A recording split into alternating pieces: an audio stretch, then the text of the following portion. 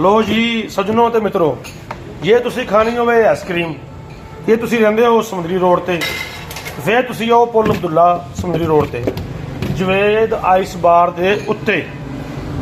Javed ice बार ते tutti frutti ice cream मैं लैके चलां घर अपनी धियां वास्ते ते अपनी मां वास्ते। आ देखो जी, आ टूटी फ्रूटी आइसक्रीम की तैयारी हो रही है।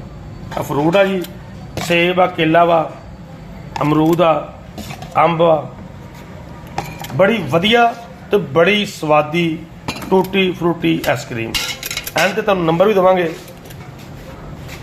जवेद आइस बार वाला दा। मिल्क शेक बड़ा प्यारा बनाते हैं। आ लग गया जी टूटी फ्रूटी फ्लेवर आ पै गया जी। देखो जी है कि नहीं जिद्दां दे जवेद आइस बार कारीगर सफियान। आ पै गया जी मैंगो फ्लेवर।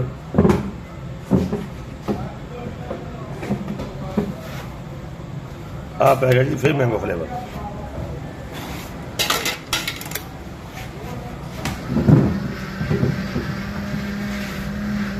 आ पै गया जी पिस्ता फ्लेवर, सॉरी कुल्फा।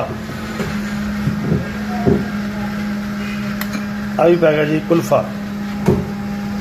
कुल्फा के पिस्ता बादाम? कुल्फा बादाम। कुल्फा बादाम। आ पै गया जी अंब, ये होए स्कूप तेन पूरे। इच पिया जी अंब, टूटी फ्रूटी ते पिस्ता। आ भी पै गया जी अंब, इच भी पिया अंब, टूटी फ्रूटी ते पिस्ता। इच भी पै गया जी अंब, अंब बादाम ते पिस्ता।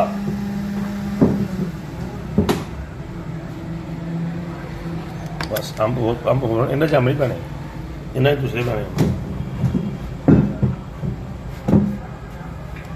आ पै गया जी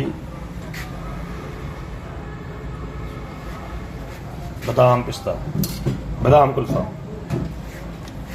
आ पै गया जी टूटी फ्रूटी। हुण फिर गार्निश होने लगी जी फलां दी।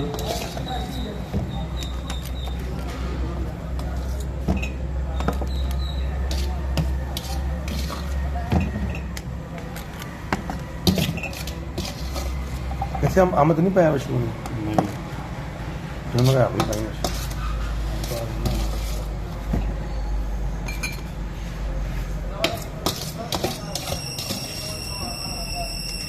ये पै गए थे स्कूप।